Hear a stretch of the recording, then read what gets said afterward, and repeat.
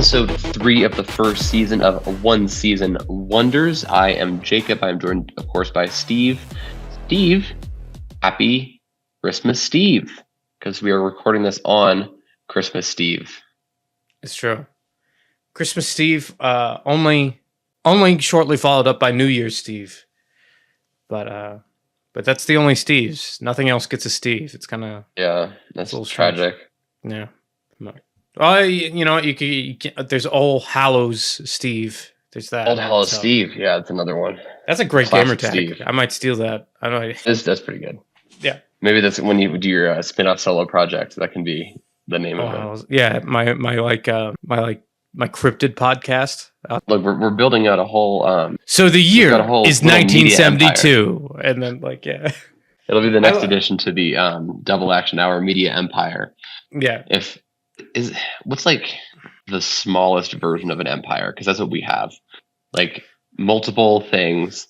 Municipality of some kind. Yeah, municipality. A couple different projects. Absolutely zero traction. It's incredible. We love it. That's great. It's fantastic. So things are pretty cool. Got time off from work for the rest of the week, so that's always fun. Excellent. I'll try. How are things in the J-verse? Uneventful. I'm here in beautiful Alamosa, Colorado, where we have been enjoying some time with Isabel's family. We were very smart. So the one big change we made this year was, in the past, we've alternated holidays, but the big change we made now is however much time we spend with one family, we're spending an identical amount of time with the other. So we spent 5 days with my family during Thanksgiving. So we're spending 5 days here, and then we're going to have the rest of the break back in Chicago to just kind of like have us time, which I think is going to be really good. Smart. So yeah, all good. I also got to watch a really good episode of Firefly this break. So and coincidentally, that's what we're here to talk about. Yeah. We got transition. So this episode of Firefly is the third episode. It is entitled Bushwacked because it's a space western. So we start off, and the crew of the Firefly is playing the version of basketball from what is it, Road to El Dorado, or what's that? Is that the name of the movie? Yeah. Like ancient Mayan basketball. Yeah. Unfortunate individuals in this show, but we can always cross our fingers that we'll get one later. Hold on to hope. So they're playing this game, and it's like a rabble-rousing thing, and we see that Simon and Inara are kind of watching on, and River's watching on as well, but like kind of separated.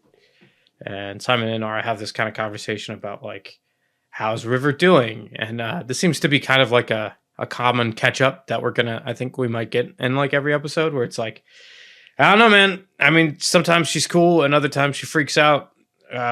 It's still all dark and mysterious, whatever it is that's actually going on with her. So, I am ready for the ball to start moving on River. I am kind of over this. That's the only. If I have any complaints about this episode, it's like, all right, let's kind of keep some progress going with River here, because what are we doing? Yeah.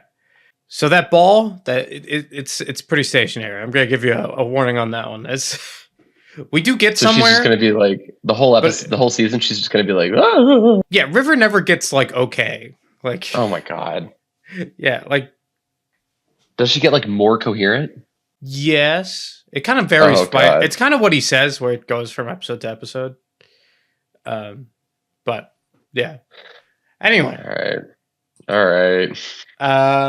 So as they're playing this game of basketball. Space-ketball, as they're playing space-ketball, they get like a proximity alert, and we get a good joke from Wash, where Wash is like, oh god, we're all gonna die, who's flying this thing? Oh wait, it's me. And then he runs up to the cockpit. It's like, good job.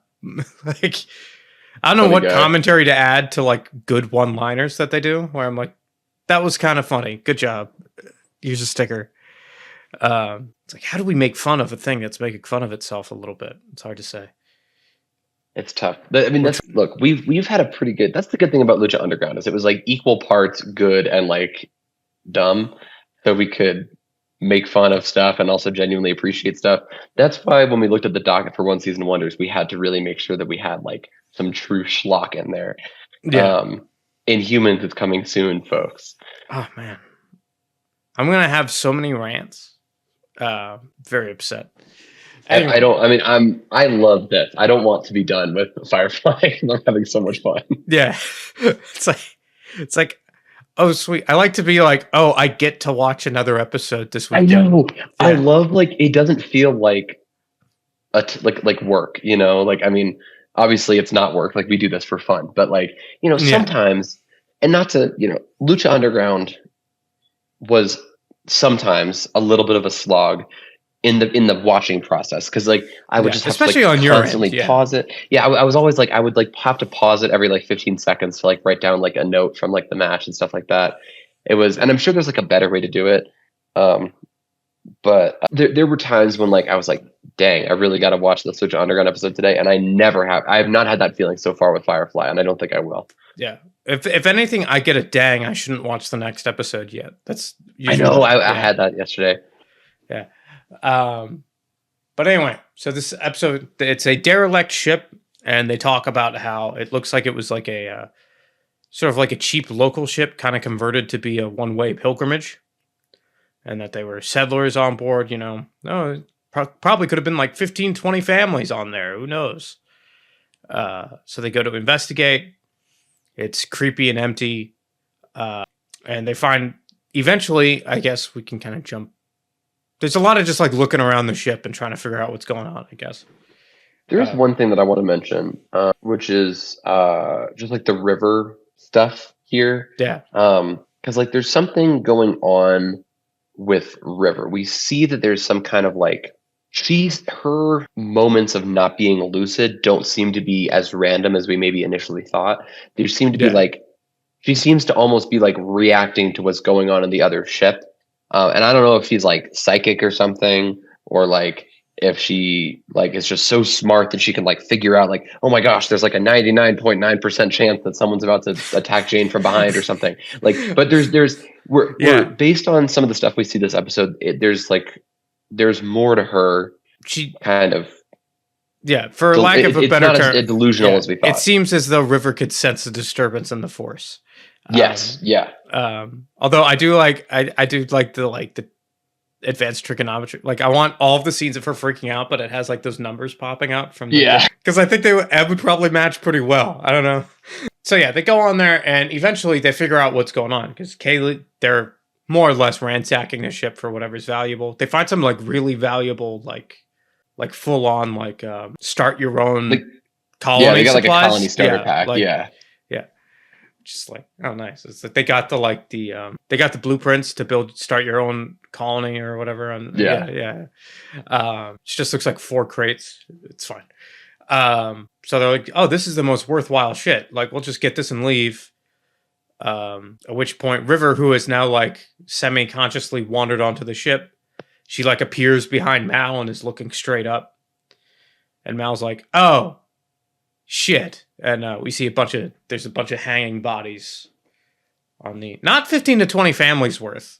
Probably like, well, because they said the lifeboat was launched. So I assume that the lifeboat was launched and whoever remained became victims of. Oh, that's probably true. The Reavers. Yeah. Spoiler alert. Mal says, I know who did this, and it's Reavers.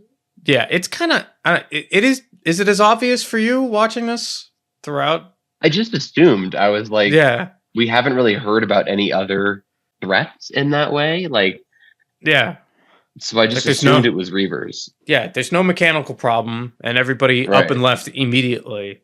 Yeah, some Reaver shit. Yeah. But so Mal actually doesn't say it's Reavers for quite a little bit. So annoyingly long time. Yeah. As they discover the bodies, Jane is attacked from behind by just a little guy. Jane, like, there's a scuffle off screen. We hear a gunshot. They find Jane. He's like, some big guy hit me from behind. I didn't see him. He was strong. Like, he plays it up like he's Wolverine or something. It's great. He's like, but I think I got him. They find the blood trail. They find where he's hiding. And Mal's like, hey buddy, I'm gonna help you out. Punch, which is good. Knocks guy out, and then Simon gets to have a little bit of a back and forth with Jane because Simon's deathly afraid of like being in space, right? Like having to wear like a spacesuit or whatever. Jane pulled a prank on him that made him believe like, okay, get yourself dressed up in a spacesuit and come out to the ship and you'll be fine. And he turns out he didn't need it, and yada yada yada. So this is Simon's kind of. There was a side bit to that I did want to circle back to that. So I'm glad you brought it up. So yeah, Jane is like, you got to come bring your pressure suit. And it turns out Mal didn't even ask him to come aboard. But he was like, as long as you're here, you can help us like lift some stuff. And he gets onto the ship, and like, I like how they make it very eerie. Like, Simon's very afraid of what's happening on the ship. He's afraid that maybe he like is going to have some kind of problem with his spacesuit. And then he sees that everyone's just kind of chilling. And then Kaylee is like, by the way, you have that on wrong. So if he was in the ship and needed the spacesuit, he would have died. That's one of those moments where you're like, man, it really is kind of impressive that you live this long, frankly. Right. Okay, so they knock him out, take him back to the ship. He's rambling, saying a bunch of crazy stuff. And this is when Mal is like, yeah, this is Reavers. Yeah. At that same moment, however... Everybody's so surprised. I know. He's like, what? It's like, what? It's like, we ran into Reavers like 2 weeks ago. Like, what? So Simon and the shepherd volunteer to go clear out the ship. Yeah. They're going to kind of like grab the stuff, and they're going to try to give the bodies like a proper burial at space, kind of. And Kaylee, in the meantime, also needs to like unhook the docking mechanism, which was kind of like, jerry-rigged. It wasn't like super stable. They kind of make it like tense, but then it's fine. It's like not really a big deal. So everyone's like off on their own tasks. And while this is happening, the survivor from the ship grabs a scalpel, and then it cuts away. Yeah. So we cut away from him. And right about at the time they get everything squared away to leave, they run into an Alliance ship, which we haven't talked about the design of the Alliance ships. I like the vertical towers. I don't know. It's fun. Very Weyland-Yutani. Like they're kind of these like big behemoths that are not meant for. They're just so huge. They're like these like monoliths in the sky. And they're also dressed almost exactly like Starship Troopers. So I appreciate that they didn't quite get the ship aesthetic from there, at least. So they're they're space cops, and the guy's like, these fucking these vultures, and of course they like do whatever the future space version of running the plates is, and they're like, oh, there's reportedly there might be fugitives on a Firefly class, and they're like, what are the odds it's this Firefly? And it's like, well, about 100% actually, because it's this show, so and then so they get everybody together and they start doing this fun like interrogation scene with each member of the crew.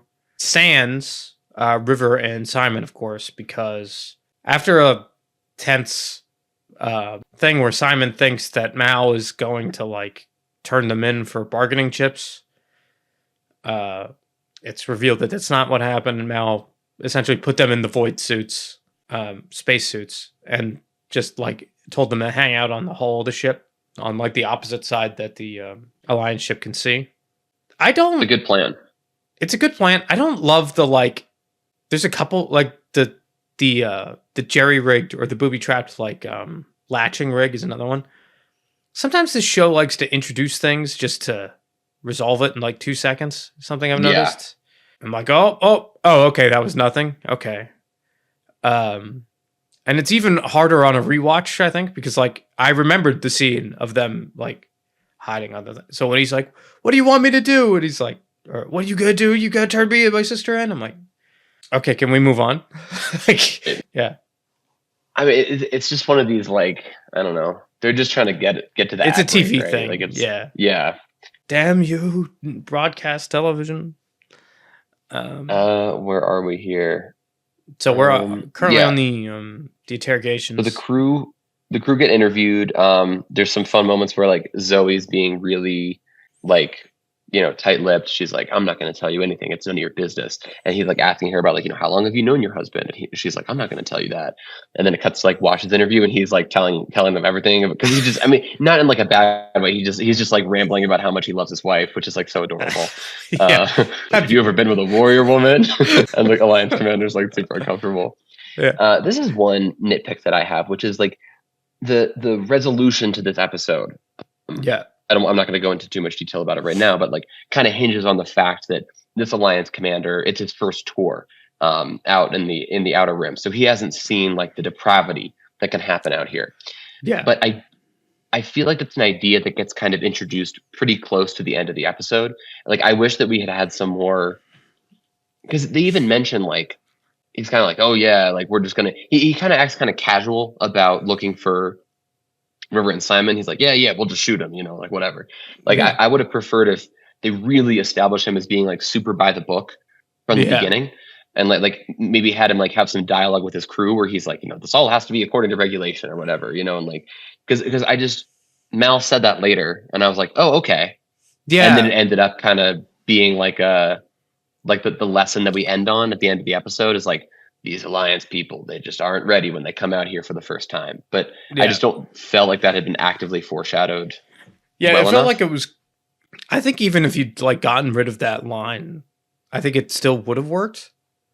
I'll spoil it now, which is like, I won't spoil like some details of the confrontation, but Mal's basically like, you should just blow up that ship, honestly, because it's just like it's a pariah. It's you just need to get rid of that thing. And the commander's like, well, I'm not in the habit of destroying evidence. And Mal's like, it's your first time out here. And then spoiler alert, at the end of the episode, he does end up blowing up the ship. And it's like, okay, like, but that all happens in like a 5-minute chunk. So I'm like, yeah, we could have started setting that up from the first time we met him, which is like significantly earlier. Yeah. We see that Simon and River, are in pressure suits hanging on the hull. So the Alliance captain thinks that Mal attacked the derelict. Yeah. And Mal's like, that's ridiculous. I don't know if he legitimately believes that or if he's trying to do it to get him to like give up more information. And then it turns out that the survivor. Oh, and he's like, and I know that you did it because the survivor we pulled out of your medical bay, his tongue was cut down the middle, and that's like some war interrogation stuff. And Mal's like, we did not do that. Yeah, Mal's like, did not do that. He must have done that to himself. Yeah. And this is where Mal kind of reveals like, oh, this guy is turning himself into a Reaver because that's the only way he can process what he's seen. Yeah. I think he kind of, I feel like he kind of over explains it. I think so too. Even the Alliance guy, like at one point he says something, which is actually kind of a cool line where it's like, they're blacker than the space between stars they travel. And he's like, it's a little poetic. Like, and I'm like, yeah, Mal spends like a little bit of time like pontificating on like the nature of human sanity. And I'm like, I hope that there's a reveal, because based on the amount of detail about it, the thing that I came away from this with is like, Mal must have had a really traumatic run-in with Reavers before, where he saw all this stuff too. Yeah. And if that ends up not being the case, I'm going to be very annoyed. Like what I felt was like, this must be setting up some backstory reveal in the future where we're like, oh yeah, Mal went through something very similar when he saw like a whole colony of people butchered, and he was the only one who made it out, and he's been trying to process. That's why he's so afraid of the Reavers. That's why everyone's so afraid of the Reavers, but that's why he is like so cautious about Reavers and stuff like that. Yeah, he seems to like know more about them than the rest of the crew. Exactly. Yeah. But so if that ends up not being the case, I will be annoyed. So I'm going to put a pin in that for now, and we'll see where that goes. All right. God, this is so exciting. Then so the survivor is receiving medical attention because of his split tongue, and he uses this opportunity to use the scalpel to attack the Alliance medics and escape back to Serenity. The commander allows Mal to lead them back through to Serenity, and they barely avoid stumbling on Simon and River. River, who has another one of her, like she can just tell that the survivor is in this room that they're about to go into, so they duck out the other way. And this is a great scene too, because Simon's like so confident that there's nobody in there. He's like, come on, River, you're being stupid. Come on, let's go. Oh And my she's like, god! Like I know you're crazy, but like, come on. she's like, hey, I don't want to pass through this threshold. Like, I don't want to go into this room. And he's like, what's the worst that could happen? It's like, He's like trying to like physically pull her into the room. yeah. And I'm like, Simon is supposed to like, he's a bit obtuse, but he's supposed to like kind of get his sister. And I'd be like, to not even interpret that as like, oh, this is my sister's way of saying that she saw something. Like literally saw something, not like mystically felt it. Like, well, she mystically felt it first, and then she saw it later.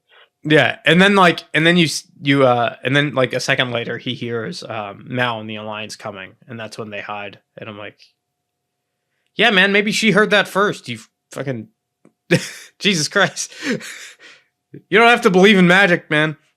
He had to mansplain it to her. Yeah. So Mal and the commander and the soldiers all are in like the dining room, I think. Yeah. And they can't find the survivor, but then he bushwhacks them. Haha.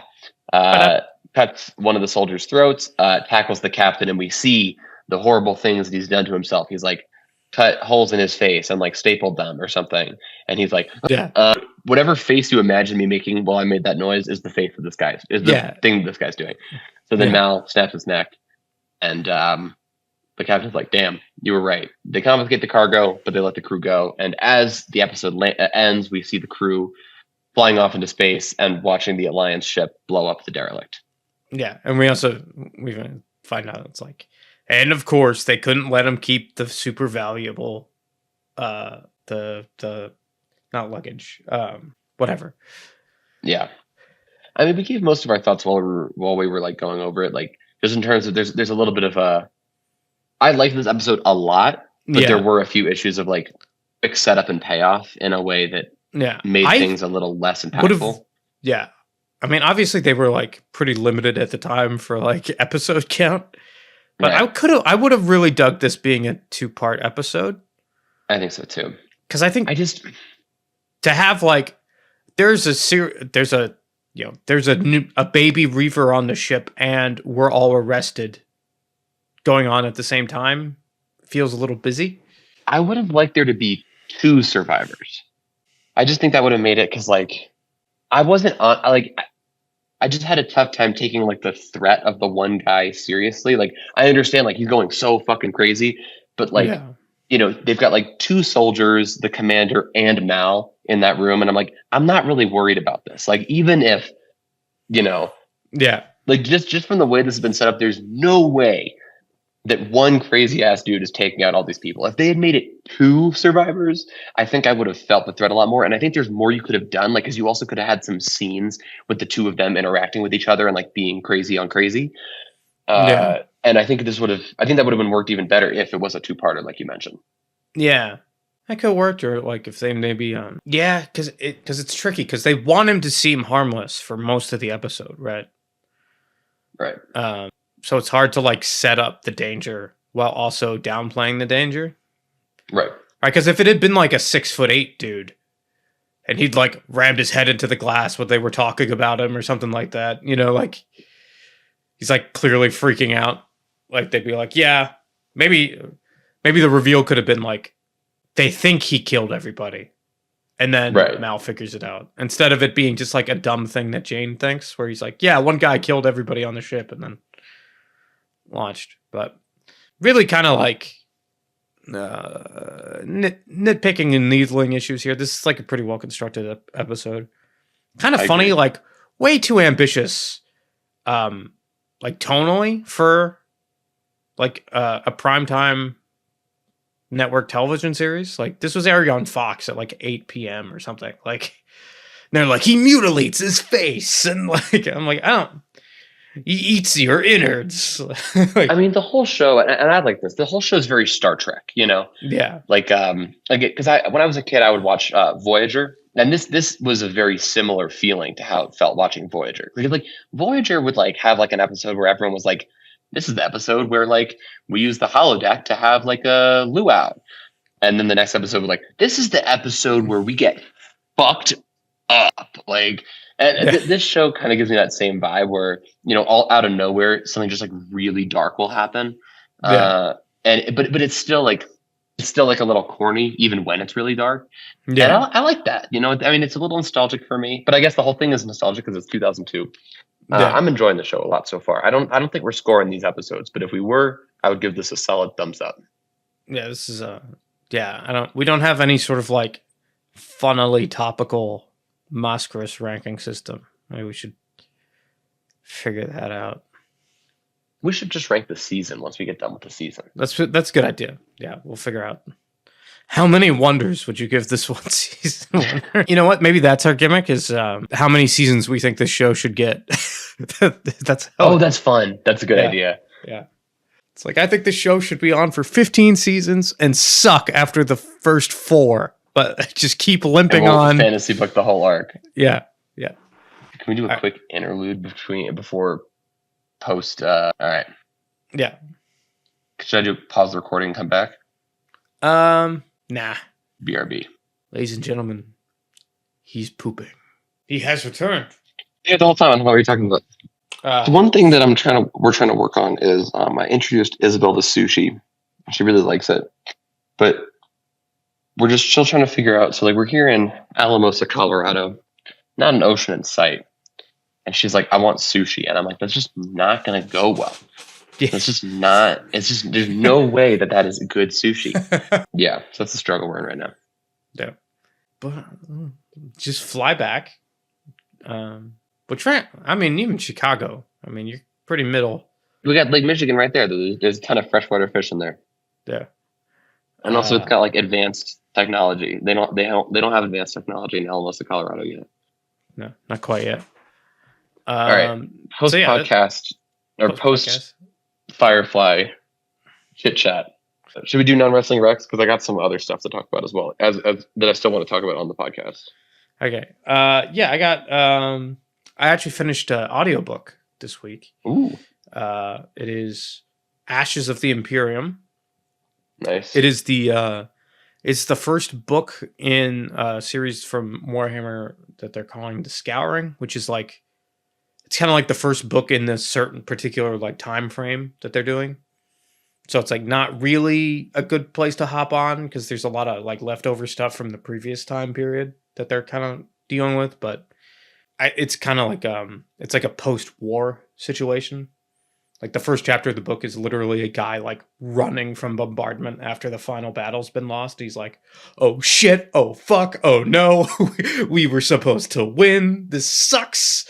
But like, yeah, there's a lot of like, so what's the government gonna look like now? And like, it's weird how invested I was in like all these like backroom conversations about like politics after the war, and I was like, right. Yes, tell me more. And then they'd get to battles, and I'm like, yes, it is also cool when you drive a chainsaw up a guy's chin. That is also cool. Good job. Yeah, that's awesome. I am gonna watch that. What's that video you posted? Like the 20-hour history of every faction. That's not even every faction. That's every Space Marine chapter. That is. Yeah, I'm gonna watch that. Yeah, those are sub factions within a sub faction of a faction in Warhammer 40K.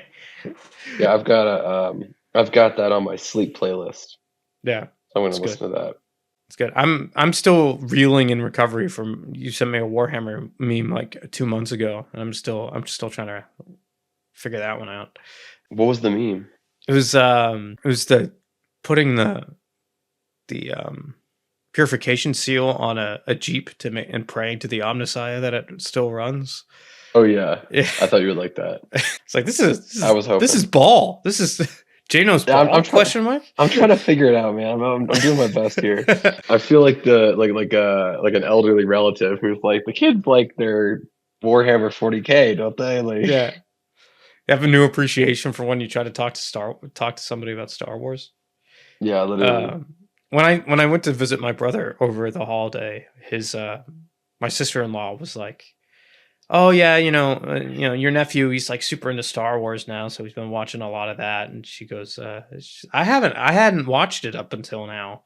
She goes, "Steve, do you like Star Wars?" And I was like, "Okay, listen, like you can't ask me questions because I will tell you very in-depth answers, and I need you're not gonna like it. Like Right. If when we're watching this movie, if you ask a question about why that's Jango Fett and not Boba Fett, I'm gonna give you the whole explanation, and you're not gonna like it. Yeah. like, I'm trying to get her Star Wars grind set up. We were playing Celebrity the other yeah, day, and she was like, "I want to do like Star Wars Celebrity," and we were like, "Okay." And she was like struggling with like, I forget what the question was, but I was like, "Does this person appear in the?" Her character was Ventress, and I yeah. was like, "Does the character appear in the original trilogy?" And she was like, "Yes." And then when we found out it was Ventress, I was like, "Okay, listen, I need you. Like, we can't be messing that up. You did a good job with everything else, but like, you can't be telling me that Asajj Ventress appears in episodes 4, 5, and 6. No. That's not happening." Wait until you watch the My special oh, editions. She'll be in this. yes, when they made the special edition. Here's my not non-wrestling rec this week, but just a little fun thing that I got.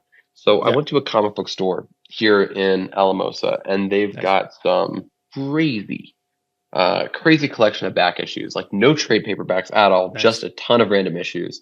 Like the whole store is just like long boxes on long boxes on long boxes. So Just some guy's collection. Yeah. there's like not there wasn't like a ton of stuff that I was actively looking for because like I don't know. I just haven't really there's nothing that I'm on the hunt for right now.